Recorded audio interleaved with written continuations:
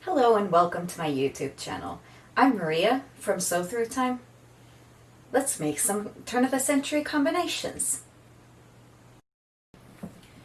When I set out to make these combinations, I wanted something that was frilly and pretty, but that would be also practical and not get the huge legs that you would see in early Edwardian combinations. Something that would go more to the Victorian silhouette. So I looked at fashion plates, I looked at magazine instructions, I looked at extant garments, and I came up with this fairly slender design that I could find examples of from the 1880s all the way up to 1906 from the Agnes Walker Manual of Needlework and Cutting Out. I'll link it below.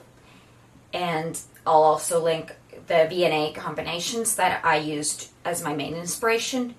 And there will also be the Pinterest pattern, what I used for the backside.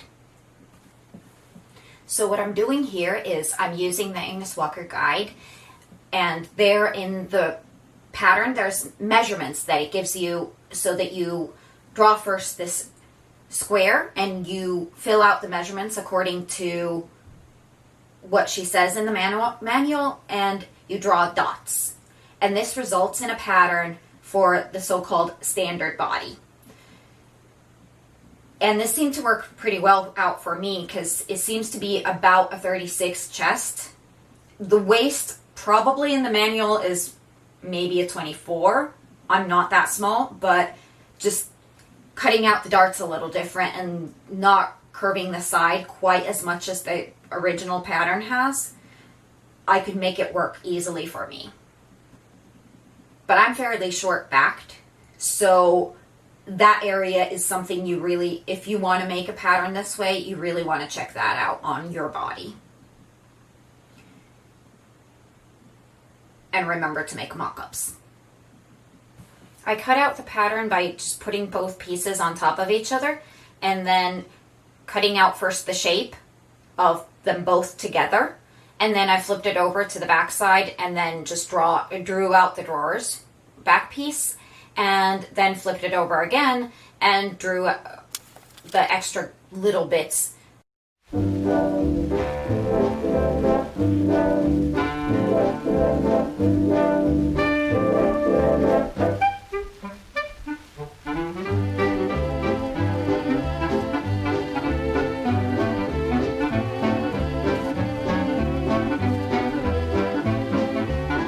Okay, so now I've done the mock-up and fitted it on, and there I figured out that this bust curve is completely unnecessary. Then the neckline here, I took about an inch and a half from the whole line. It depends a little bit, so that I left a 2-inch shoulder seam, and then I just curved it so that it's neatly curved. And then I'll take also about 4 inches from the leg. All the seams connecting two pieces of fabric together are French seamed, except for the side seam and the armhole, which are flat felled.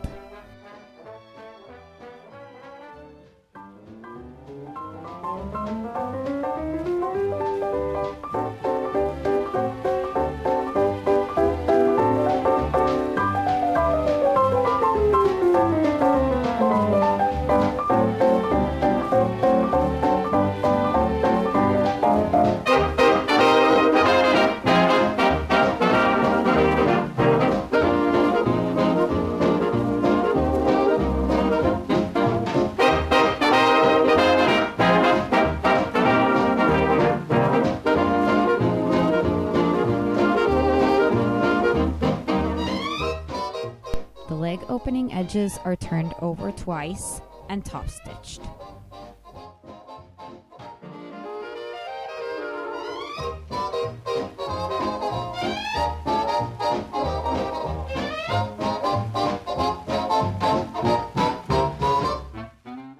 back of the legs are connected to the back of the bodice with a 2-inch overlap at the top.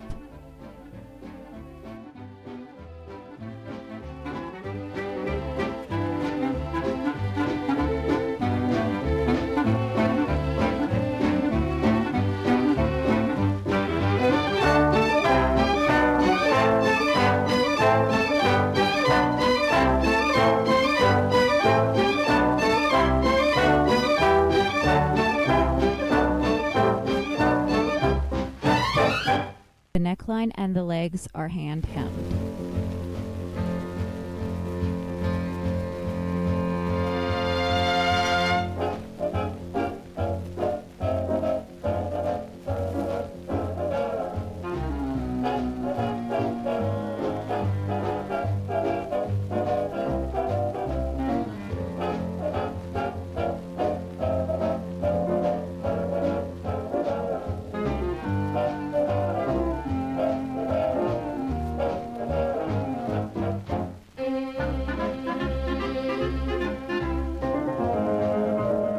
Then I decided to add lace to the neckline and cover up all that hand hemming.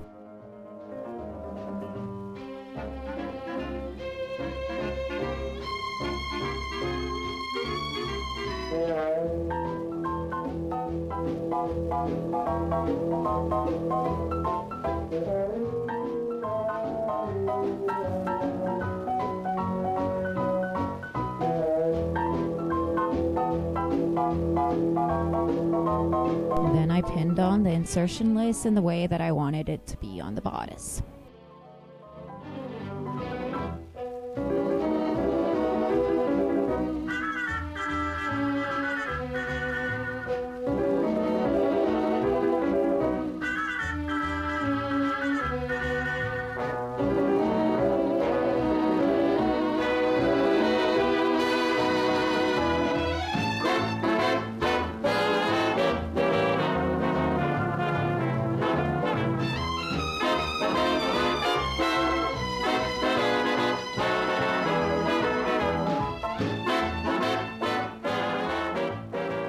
Sewed the lace on from the edges.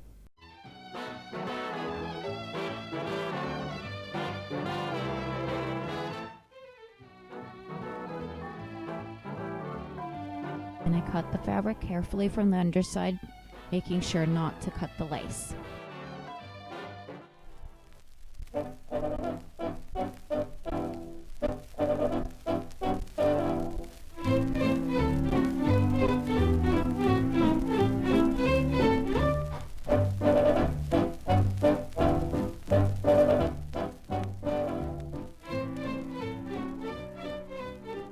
The edges are all turned and hand hemmed.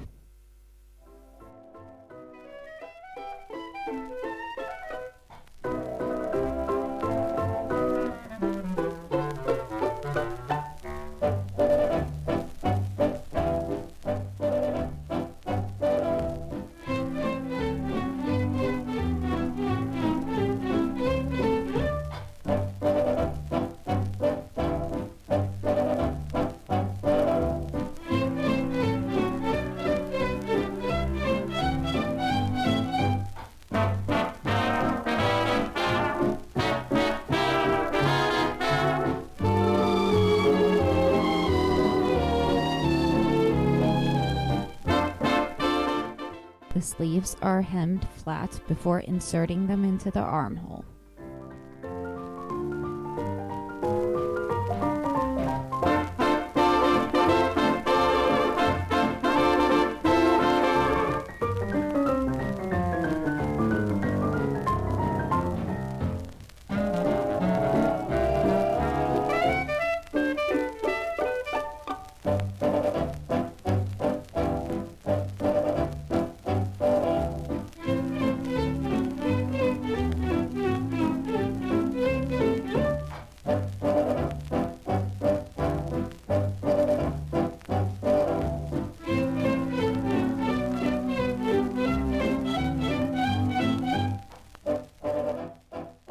The buttons are vintage shell buttons from my stash.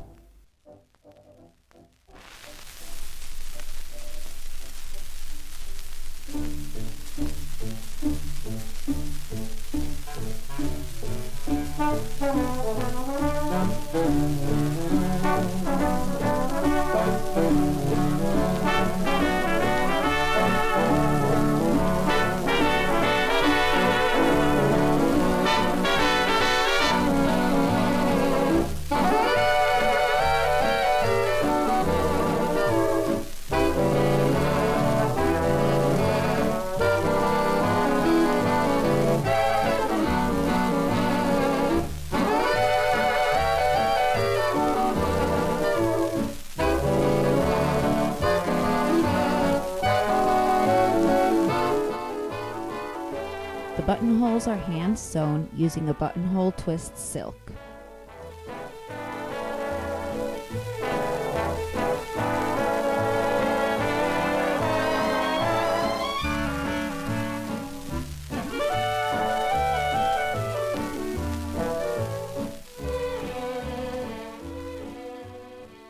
The fullness of the leg is gathered in a bit with tiny little tucks, and then the edges turned and hemmed.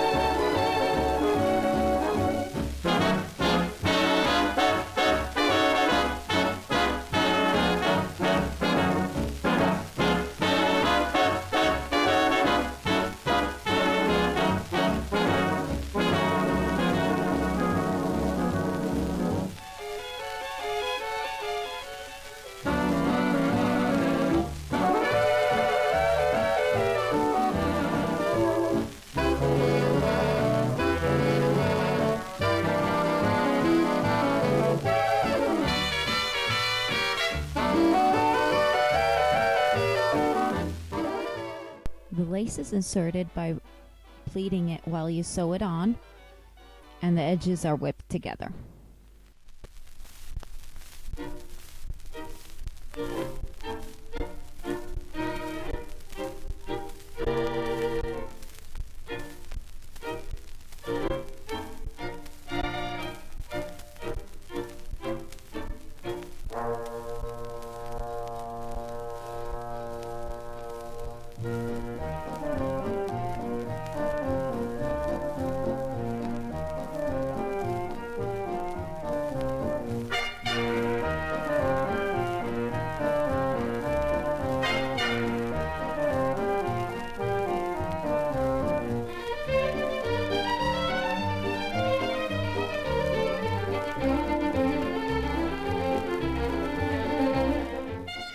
Then I put the combinations on and fitted the darts at the waist and neck on my body and pinned them on.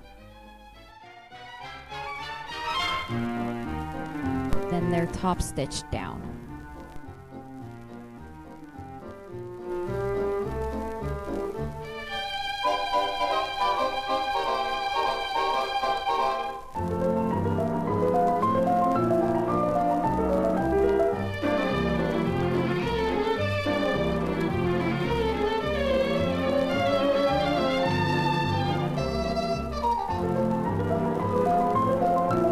Here they are, all done.